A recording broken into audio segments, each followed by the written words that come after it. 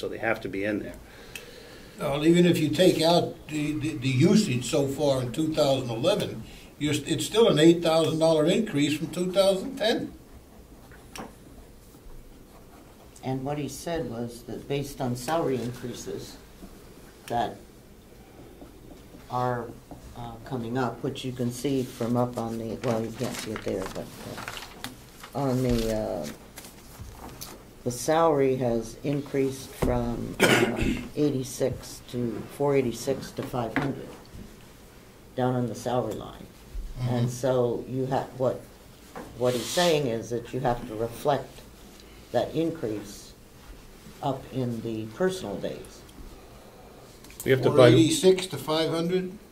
We have to budget for the personal, for 8 hours personal days, for 15 days, for each employee, assuming they take them all for the max. If they don't, then it doesn't get used. It goes, yeah. Mark? Thank you. Sorry, Representative McConaughey. Well, that's all right. For the lieutenant, I thought I heard you say that if the time does not get used, the personal days and the sick days time, that 75% of that is? I believe it's 75% goes yes. back. So for every, so if an employee goes a whole year without using any time, they get paid for 10 of those sick days and lose 5. Thank you. That's by the contract.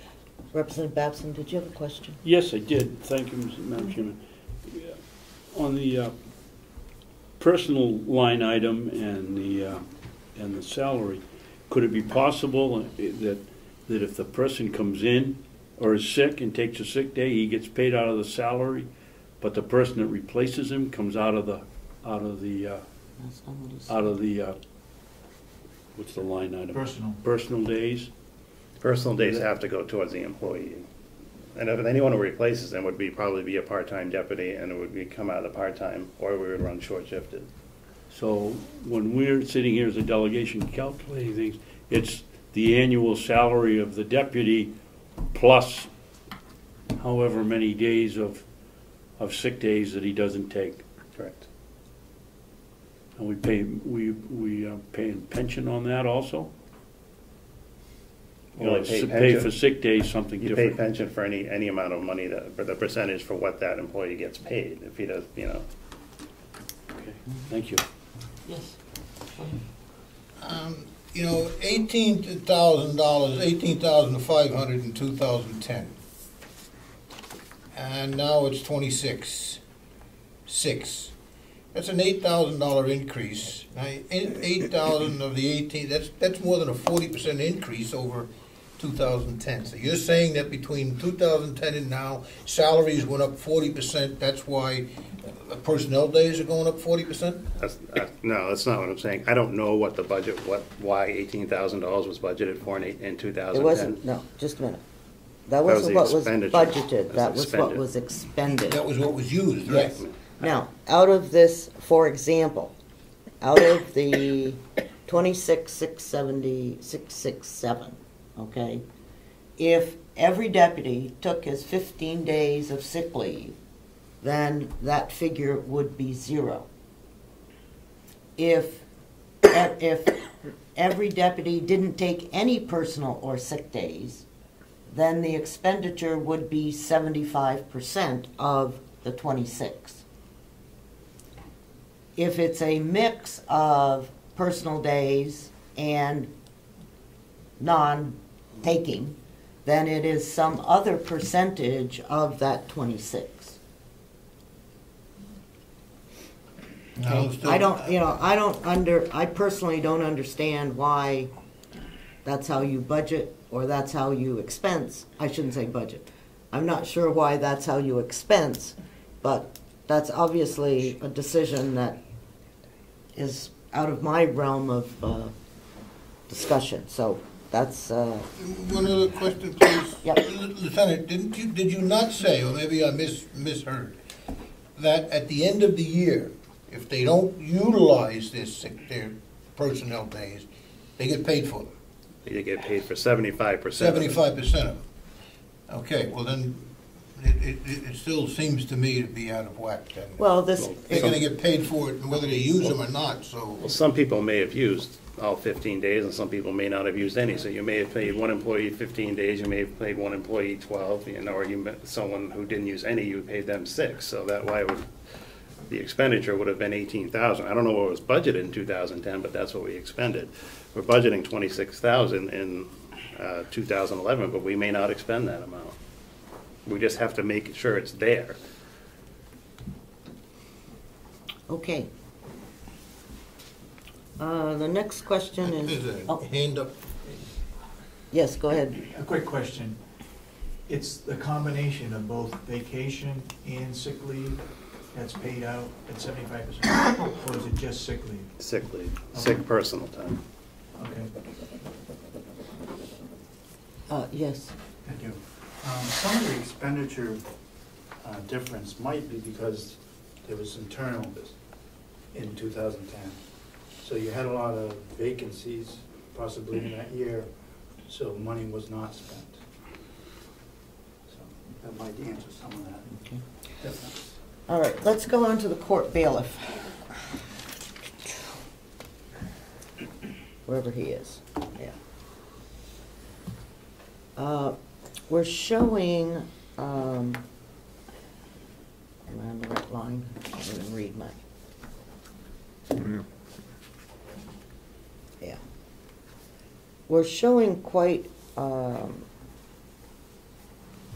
increase in our bailiff thing, and my question was, you know, what's going on within the bailiff world?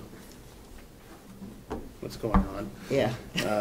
You know, The sheriff figured a certain amount of bailiffs times a certain amount of bailiff days, and I can get you those figures on why exactly, what days, how many days per month, how many bailiffs are needed in each court, and so have we had an increase in days, or are we? I think it's an increase in bailiffs based on what the need is over at the court. Because we need bailiffs for prisoner control, we need bailiffs for the judges, we need bailiffs in the courtroom, we need bailiffs at the front desk there, for lack of a better term. When is the jail getting their video teleconferencing with the court? Jail man? We have had no discussion of that in the subcommittee meeting, Madam Chairman. I know, but we had it in the, in the delegation. Delegation meeting. And this is important for the fact that the reason that we're getting that is to reduce the cost of the bailiffs. So they don't have to worry about prisoners. I'll find that out for you today and get back to you and tell you Wednesday. Okay. Madam Chairman, I believe it's a year away, and Friday at a meeting I heard from another sheriff that there wasn't going to be a great deal of savings, but it was going to be a great deal of traveling, moving prisoners from the jail to the courthouse. Right, but if you don't need a bailiff to watch the prisoners, then you're cutting cost. But I think the bailiffs are there whether you have Superior Court or the local court system. The bailiffs are going to be on duty. Is that correct? Bailiffs are on duty when certain courts are open. So. Are open. So no matter. But he said that one of the reasons that the hours were going up, Well, the number of bailiffs is prisoner control as well. yeah, is prisoner control. So if you're not taking the prisoners over there, and hopefully you're going to be able to save some time for whoever transports them and whoever does all of that. In the perfect world, although, you know, I will say that we're gonna need someone for prisoner control in that area. You know, but that'll save us. It depends on how the courts are gonna schedule them. Well, that'll save us. We may be bringing 10 up that day, or we may be bringing 5 up, but we still need someone to bring those 5 up or that 10 up. And we have to work around the court schedule. We still might need someone there all day just to move the 5. Except the goal is to have none go.